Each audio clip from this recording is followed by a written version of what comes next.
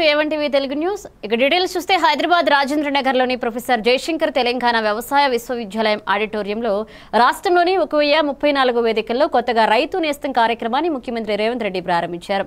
ఈ సందర్భంగా పలువురు రైతులతో సీఎం వర్చువల్ గా మాట్లాడారు. అనంతరం రాష్ట్ర వ్యాప్తంగా రైతులను ఉద్దేశించి ప్రసంగిస్తూ రైతు భరోసా గురించి ప్రకటన చేశారు.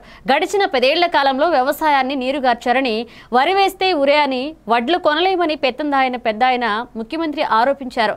ఇక మేం పేద ప్రజలకు రేషన్ కార్డుల ద్వారా సన్నబియ్యం ఇవ్వాలని సంకల్పించి దొడ్డు ధాన్యానికి బదులు సన్నబియ్యం పండించామంటూ రైతులను కోరామని సీఎం తెలియజేశారు.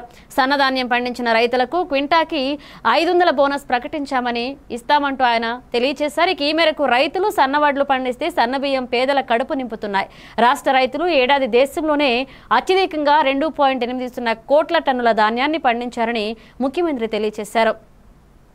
రైతుల ఖాతాలోకి బదలాయించే కార్యక్రమాన్ని ఈనాడు సుల్తానియా గారి యొక్క ఆధ్వర్యంలో గౌరవ ముఖ్యమంత్రి గారు ఈనాడు ఆ కార్యక్రమాన్ని తీసుకుంటారు.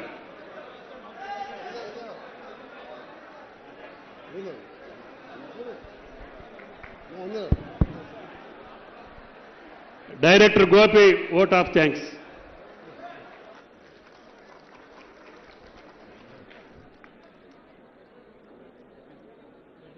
రైతు భరోసా నిధుల విడుదల బై ఆనరబుల్ సీఎం గారు. మీ ఫోన్లు చెక్ చేసుకోండి. టింగు అంటున్నాయా? 7 రైతు నేస్తం కార్యక్రమంలో భాగంగా 1031 రైతు వేదికలకు వీడియో కాన్ఫరెన్స్ అనుసంధాన కార్యక్రమాన్ని ముఖ్యమంత్రి రేవంత్ రెడ్డి లాంఛనంగా ప్రారంభించిన ఈ కార్యక్రమానికి ఆదిలాబాద్ జిల్లా తలమడుగు మండలం సుంకిడి రైతు వేదిక నుండి జిల్లా కలెక్టర్ రాజర్షిసా పాల్గొన్నారు. రైతు నేస్తం రైతు భరోసా కార్యక్రమాన్ని పండుగ వాతావరణంలో రైతులు వీక్షించారు.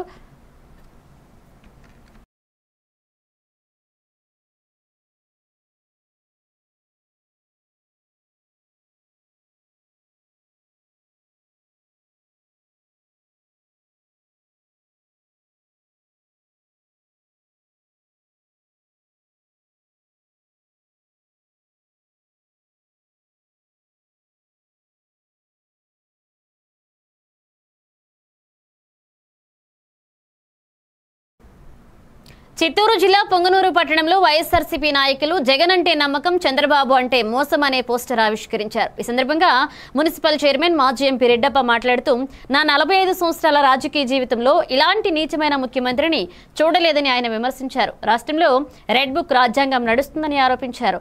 రానున్న ఎన్నికల్లో వైఎస్ఆర్సీపీ పార్టీ అత్యధిక స్థానాలు సాధించి సీఎంగా జగన్మోహన్ రెడ్డి ప్రమాణ స్వీకారం చేయడం ఖాయమన్నారు.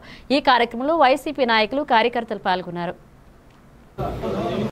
దేశంలోనే ఏ రాష్ట్రంలో లేని విధంగా ఆంధ్ర రాష్ట్రంలో అనేక అన్యాయాలు, కుట్రలు, కుయుక్తులు, కేసులు, జైళ్ళు తప్పితే అధికార పార్టీ చేస్తున్న దుర్వినియోగాలు కానీ, ఇబ్బందులకు ప్రజలకు కలుగజేస్తున్న ఇబ్బందులు కానీ, చాలా అసౌకర్యాలతో ప్రజలు చాలా అష్టకష్టాలకు బలైపోతున్న విషయం మనకు అందరికీ తెలిసిన విషయమే. ఈ సందర్భంగా సంవత్సర కాలం అయిపోయింది కాబట్టి ఎలక్షన్లు జరిగి, జగన్ అంటే ప్రజలకు ఎంత నమ్మకమో, చంద్రబాబు నాయుడు గారు అంటే ఎంత మోసం చేసేవాడు, ఎంత మోసకారో, ఎన్ని అబద్ధాలు చెప్తున్నాడు. ఈరోజు మన ప్రియతమ నాయకుడు మాజీ సీఎం వైఎస్ జగన్మోహన్ రెడ్డి గారి ఆదేశాల మేరకు, అలాగే మన మాజీ మంత్రి ప్రస్తుత శాసనసభ్యులు పెద్దిరెడ్డి రామచంద్రారెడ్డి అన్న గారి, అలాగే రాజంపేట పార్లమెంట్ సభ్యులు మిథునన్న గారి సూచనల మేరకు ఈరోజు ఈ కార్యక్రమము రాష్ట్రం మొత్తం జరుగుతోంది. ఈ కార్యక్రమము జగన్ అంటే నమ్మకం, చంద్రబాబు అంటే మోసం అనే బుక్లెట్ ఈరోజు లాంచ్ చేయడం జరుగుతుంది. ఇందులో ఈ సంవత్సరంలో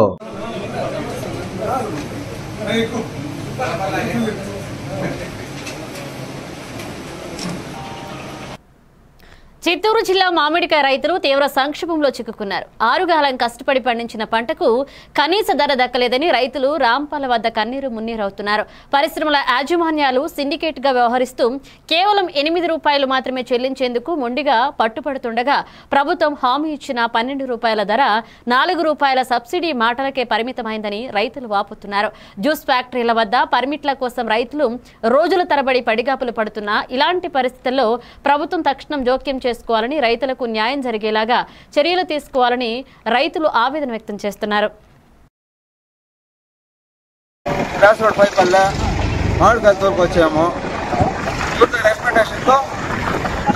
టోకన్ ఇచ్చారు. మా టోకన్ ఇచ్చిపోతే నీకు టోకన్ ఇచ్చినారు కదా, 3 సార్లు 5 సార్లు ఈస్ట్ బయట వేసినారు. నేను కొట్లాడి 21 తేదీకి ఇచ్చినారు. ఇప్పుడే 3/4 భాగం కాయ రాలిపోయింది. ఏం చేయమంటారు మమ్మల్ని? సవాలనా బతకల్లా? 3 రోజులకి 4:10కి వచ్చిండు.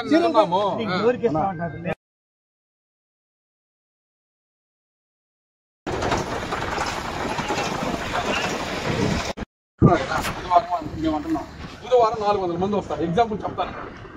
దాంట్లో మేము ఇవ్వబోయేది 30. మిగతా ఇంకా 30-40 లోకల్లో ఈ అఫీషియల్స్ వాళ్ళకు ఉంటాయి. రైతులకు డైరెక్ట్ కొంచెం 30-35 ఇవ్వగలుగుతాం. మీరు 400 మంది వస్తే అందరికి న్యాయం ఎట్ చేయగలుగుతాం. మీరు చెప్పండి. ఎగ్జాంపుల్ లాస్ట్ వీక్ వస్తారు, ఈ చెప్తానే వస్తారు. 400 మందిలో తగ్గటా వస్తారు. మళ్ళీ బేసా నుంచి ఇంకొకరు వస్తారు.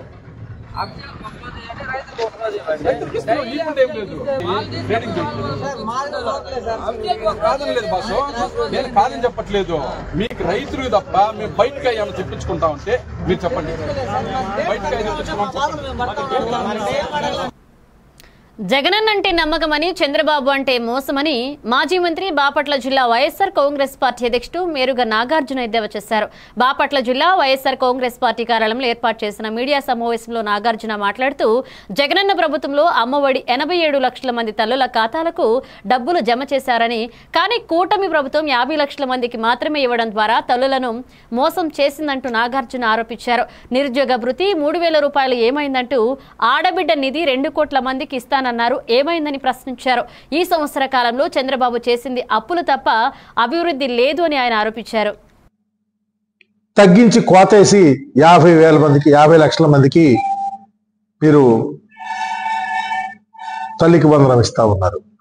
87 లక్షలు ఎక్కడ, 50 లక్షలు ఎక్కడ? మీరు నిరుద్యోగ యువతకు 3,000 రూపాయలు కాంపన్సేషన్ ఇస్తా అన్నారు. ఏమైపోయింది? ఆడబిడ్డ నిధి 2 కోట్లకు పైబడినటువంటి మహిళలకు ఇస్తారని చెప్పారు.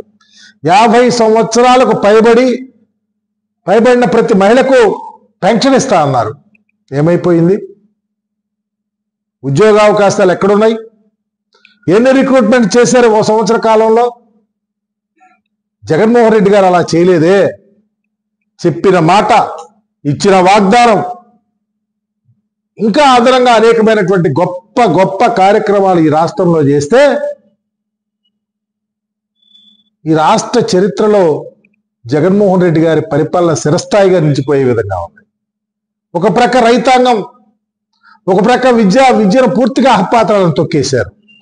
రైతులు వ్యవసాయం చేసుకోవాలంటేనే భయపడే పరిస్థితికి వచ్చేసారు. ఆరోగ్యానికి సంబంధించి పేదవారు గవర్నమెంట్ హాస్పిటల్కి వెళ్తే మరలా అసూలు బాసే పరిస్థితికి తీసుకొచ్చేస్తా ఉన్నారు. గవర్నమెంట్ హాస్పిటల్ లేవు. రాజశేఖర రెడ్డి గారు, జగన్మోహన్ రెడ్డి గారు పెట్టినటువంటి ఆరోగ్యశ్రీని మీరు పూర్తిగా నిర్వీర్యం చేశారు.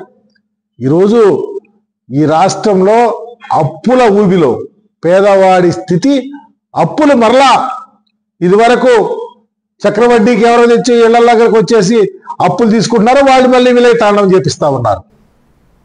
టీడీపీ కార్యకర్తలపై పార్టీ అధినేత ముఖ్యమంత్రి చంద్రబాబు నాయుడు ఆసక్తికర వ్యాఖ్యలు చేశారు. తెలుగుదేశం పార్టీ కార్యకర్తలు చాలా శక్తిమంతులని, అలక వస్తే కాడి వదిలేస్తారే కానీ వేరే పార్టీలోకి వెళ్లరని ఆయన అన్నారు. నిన్న విశాఖపట్నం పర్యటనలో ఉన్న ముఖ్యమంత్రి చంద్రబాబు విశాఖ వి కన్వెన్షన్లో ఏర్పాటు చేసిన తెలుగుదేశం పార్టీ కార్యకర్తల సమీక్షలో ఆయన మాట్లాడుతూ తెలుగుదేశం పార్టీ కార్యకర్తలు నొచ్చుకునే పరిస్థితి ఇకపై ఎప్పుడూ రానివ్వనని ఆయన తెలియజేశారు. ఎత్తిన జెండా దించకుండా పార్టీ కోసం పనిచేసే కార్యకర్తలు ఎంతో మంది ఉన్నారని, వారి వారే పార్టీకి బలగమని పేర్కొన్నారు. కార్యకర్తలు నొచ్చుకునే పరిస్థితి, మనం ఓడిపోయే పరిస్థితి మళ్లీ రానివ్వనని అన్నారు. కోటి సభ్యత్వం ఉన్న ఏకైక పార్టీ తెలుగుదేశం పార్టీ అన్నారు. తెలుగుదేశం పార్టీలో కార్యకర్త అధినేత అని, అందుకే ఇక నుంచి సగం రోజు ప్రభుత్వం ప్రజల కోసం, సగం రోజు కార్యకర్తల కోసం పనిచేస్తుందని ఆయన తెలియజేశారు. సభ్యులందరికీ వేదిక పైనున్న కిందనున్న అందరూ కుటుంబ సభ్యులే, అందరం సమానమే, దాంట్లో వ్యత్యాసం లేదు. మీ ఉత్సాహం చూస్తూ ఉంటే నేను ఎప్పుడో రావాలి, మీరు 2 గంటలకో 1 గంటకు వచ్చేసారు ఇక్కడికి. 5-6 గంటలు వెయిట్ చేస్తున్నారు. 12 గంటలకు వచ్చారు, 2 గంటలకు వచ్చారు, ఎనర్జీ మాత్రం తగ్గల. ఆ ఎనర్జీ చూస్తా ఉంటే నాకు అనిపిస్తుంది, ఎన్ని జన్మలెత్తి మళ్ళా తెలుగుదేశం పార్టీ అధ్యక్షుడిగా పుడితే, కుటుంబంలో పుడితే ఆ ఆనందమే వేరు. మీది నాది రాజకీయ అనుబంధం కాదు, ఇది ఒక కుటుంబ అనుబంధం. 45 ఏళ్లుగా మిమ్మల్ని చూస్తున్నా, మీతో కలిసి నేను పెరిగాను, నాతో కలిసి ఎక్కడికక్కడ మీరు కూడా ప్రజాసేవలో పునీతమయ్యారు. అది చూసినప్పుడు నాకు అనిపిస్తుంది, మనం అందరం కానీ కరెక్ట్గా ప్లాన్ చేసుకుంటే ఈ రాష్ట్రంలో వేరేవాడు అనకాపల్లి జిల్లా చోడవరం వైసీపీ కార్యాలయంలో కూటమి ప్రభుత్వ వైఫల్యాలపై వెన్నుపోటు పుస్తకాన్ని మాజీ మంత్రి గుడివాడ అమర్నాథ్ ఆవిష్కరించారు.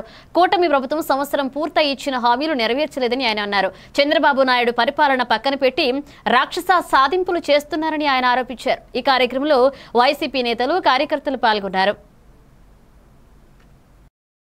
ఆ రోడ్ల పరిస్థితి ఏ రకంగా ఉందన్నటువంటిది కూడా మీరు చూశారు. సంవత్సరం పూర్తి అయిపోయింది. అదే రోడ్ల మీద వాళ్ళు వైఎస్ఆర్ కాంగ్రెస్ పార్టీని దుమ్మెత్తిపోసినటువంటి పరిస్థితులు చూసాం. మరి సంవత్సరం అయిపోయింది, సంక్రాంతి కల్లా రోడ్లు అన్నాడు. ఒక సంక్రాంతి అయిపోయింది, మళ్ళీ సంక్రాంతి వచ్చేస్తుంది. ఒకసారి చంద్రబాబు నాయుడు గారిని తీసుకొని వచ్చి మన వడ్డా జంక్షన్ నుంచి చోడవరం వరకు ఒక 4 సార్లు తిప్పేస్తే అటు ఇటును ఆటో ఎక్కించి అసలు ఏ పరిస్థితులు ఏ రకంగా ఉన్నాయో, ఏ రకంగా పోనా ఆటో కూడా ఎక్కడ బుల్లెట్ ప్రూఫ్ కారులోనే ఎక్కించి తిప్పినా ఆ పరిస్థితి రాష్ట్రంలో ఏ రకంగా రోడ్లు ఉన్నాయనేటువంటి తెలుస్తుంది. ఇది ఈరోజు రాష్ట్రంలో రోడ్ల పరిస్థితి. నిన్న నేను రోలుగుంట రావిగవంతం ప్రాంతానికి వెళ్తే ఆ రావిగవంతం ప్రాంతంలో గర్నికం అనుకుంటారు, గర్నికం దగ్గర ట్రాక్టర్ అయితే ముందు 2 టైర్లు వేసిపోయినాయి. ఈరోజు ఏదో ఆంధ్రజ్యోతిలో కూడా వేసినట్టున్నారు ఫోటో. ఇది పరిస్థితి, రోడ్ల పరిస్థితి. ఇది ఒక నియోజకవర్గం గురించి చెప్పేది. సో ఈ పరిస్థితుల్లో రాష్ట్రం ఉంది. ఏ రకంగా దీన్ని మరి వాళ్ళు ఏం చెప్తారో, ఇచ్చినటువంటి హామీలు ఏ రకంగా నెరవేరుస్తారో ఇవన్నీ వేచి చూద్దాం. ప్రతిపక్షంగా వైఎస్ఆర్ కాంగ్రెస్ పార్టీ మా బాధ్యతను నిర్వర్తిస్తాం, ప్రజల పక్షాన్ని పోరాటం చేస్తాం, ప్రభుత్వం మీద ఒత్తిడి తీసుకుని వస్తాం. ప్రజలకు ఇచ్చినటువంటి ప్రతి హామీని వారు నిలబెట్టుకునేటువంటి దిశగా వారి మీద ఒత్తిడి తీసుకొచ్చేటువంటి బాధ్యత తీసుకుంటాం.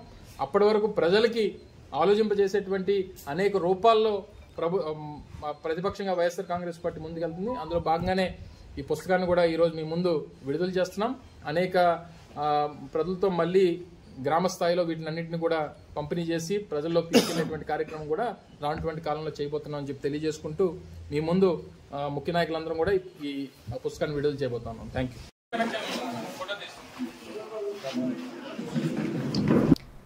ఏపీలో తల్లికి వందనం పథకం దేశంలోని చారిత్రక అధ్యయనాన్ని లిఖించిందని టీడీపీ రాష్ట్ర అధికార ప్రతినిధి డాక్టర్ దాసరి శ్యామ్ చంద్రశేఖర్ అన్నారు.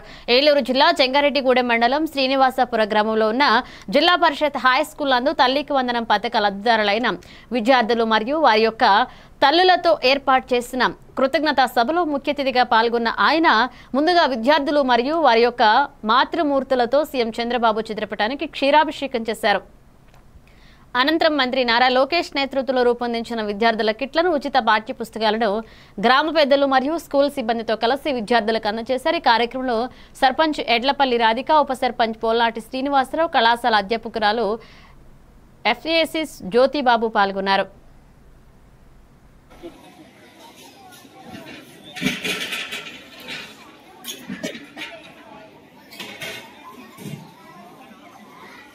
కూడా మరి పాత ప్రభుత్వం తీసుకొచ్చింది, దానికి అభినందనలు. కానీ అప్పుడు కూడా నేను చాలా సందర్భాల్లో మాట్లాడా, ఒక ఇంట్లో 2-3 ఉంటే మీరు ఒక్కరికే ఇస్తే మిగతా 2 ఎట్లా చదివేది, అందరికీ ఇవ్వండి అని చెప్పేసానని ఆ రోజు మనం మాట్లాడాం. దాని మీద అనేక మార్లు ప్రతిపక్షంగా పోరాటం చేశాం. లోకేష్ గారు కూడా ఆ విషయాలన్నింటినీ కూడా తీసుకుని వారు మరి ఎంతమంది ఉంటే అంతమందికి ఇస్తామని మాట ఇచ్చారు. ఇచ్చిన మాట ప్రకారమే దానికి చక్కని అవకాశం కల్పిస్తూ అందరికీ కూడా స్కూల్ ప్రారంభం రోజుకే వాళ్ళ అకౌంట్ లో డబ్బులు వేయడం అనేది చాలా సంతోషదాయకం. ఈ సందర్భంగా ఇక్కడ భోజనాల విషయంలో కూడా ఇంటర్మీడియట్ తీసేసిన భోజనాలు కూడా మరలా పెట్టారు. ఇక్కడ కూడా స్కూల్స్ అన్నిటి కూడా భోజనాలు పెడుతున్నారు. కాబట్టి చాలా మంది ఇక్కడ భోజనాలు చేయట్లేదు అని మొన్న ఈ మధ్యన కంప్లైంట్ వచ్చింది. ఇప్పుడు సన్నబియ్యం, లోకేష్ గారు సన్నబియ్యం ఇచ్చారు, రుచికరంగా ఉంటది, ఆరోగ్యం అందరూ చేసేలాగా మీరు చర్య తీసుకోవాలని. ఎందుకంటే స్కూల్ పిల్లలకి నేను ఎందుకు రావట్లేదంటే మీరు లెక్క ప్రకారం పెడతారు, నేను వస్తా అంటే నాతో 10 మంది వస్తారు. ఆ 10 మంది ఈయన భోజనం మేము తినేస్తే అదే ముందు చెప్తే మీరు జాగ్రత్తలు తీసుకుంటారు, అది ప్రాబ్లం. ఇప్పుడు ముందు చెప్పామనుకోండి ఆ రోజు స్పెషల్ గా ఉంటారు, నేను చెప్పకుండా వద్దామంటే నాతో 10 మంది వస్తారు, వస్తే ఈయన భోజనం మేము తినేసినట్టుంటుందని రాట్లా. కానీ ఈసారి మాత్రం ఆ విజిట్ మాత్రం డెఫినెట్ గా చేస్తా ఉంటామండి. భోజనం బాగోలేదని కంప్లైంట్ వస్తే మాత్రం అది ఎవరినైనా సరే ఊరుకునేది లేదు. ఎందుకంటే పిల్లలు మన ఇంట్లో పిల్లలే, బయట పిల్లలు కాదు. అందులో ప్రభుత్వ స్కూల్లో చదువుతున్న వాళ్ళంతా కూడా మనకి ఆర్థిక స్థితి లేని వాళ్ళందరూ ఇక్కడ చదువుతారు. ఈ యొక్క కార్యక్రమం ముఖ్య ఉద్దేశం కూడా ఏంటంటే మధ్యాహ్నం భోజనం పెట్టేది ఏంటంటే ఎవరైతే అంటే ఇప్పుడంటే అన్న దగ్గరగా బాగానే ఉంది కదండి, గతంలో ఏంటంటే రాయలసీమ ముఖ్యంగా అనంతపూర్, కర్నూలు ఏరియాల్లో భోజనం అనేది చాలా పెద్ద టాస్క్. చేసిన అప్పు తీర్చాలని మహిళను చెట్టుకు కట్టేసి కొట్టిన అమానవీయ ఘటన చిత్తూరు జిల్లా కుప్పం మున్సిపాలిటీ పరిధిలో నారాయణపురంలో చోటు చేసుకుంది. నారాయణపురానికి చెందిన తిమ్మరాయ 10 గ్రామానికి చెందిన మణికన్నప్ప వద్ద 80,000 రూపాయలు అప్పు తీసుకున్నారు. ఈ క్రమంలో అప్పుల భారం అధికమవ్వడంతో అతడు ఊరు విడిచిపెట్టి వెళ్లిపోయాడు. దీంతో ఆయన భార్య శిరీష శాంతిపురం మండలం కెంచనబలలోని తన పుట్టింటికి వెళ్లిపోయారు. బెంగళూరులో కూలి పనులు చేసుకుంటూ కుమారుడిని పోషించుకుంటున్నారు. అయితే పాఠశాలలో కుమారుడి టీసీ తీసుకునేందుకు శిరీష నారాయణపురం వచ్చారు. విషయం తెలుసుకున్న మునికన్నప్ప తన భార్య మునెమ్మ, కుమారుడు రాజా, కోడలు జగదీష్ ప్రియతో కలిసి శిరీషాను పట్టుకుని భర్త తీసుకున్న డబ్బు చెల్లించాలంటూ వాగ్వాదానికి దిగారు. ఆమెను చెట్టుకు కట్టేసి కొట్టారు. సమాచారం అందుకున్న పోలీసులు ఘటనా స్థలానికి చేరుకుని మహిళలను విడిపించారు. బాధిత నారి ఫిర్యాదు మేరకు కేసు నమోదు చేసి దర్యాప్తు చేస్తున్నారు పోలీసులు.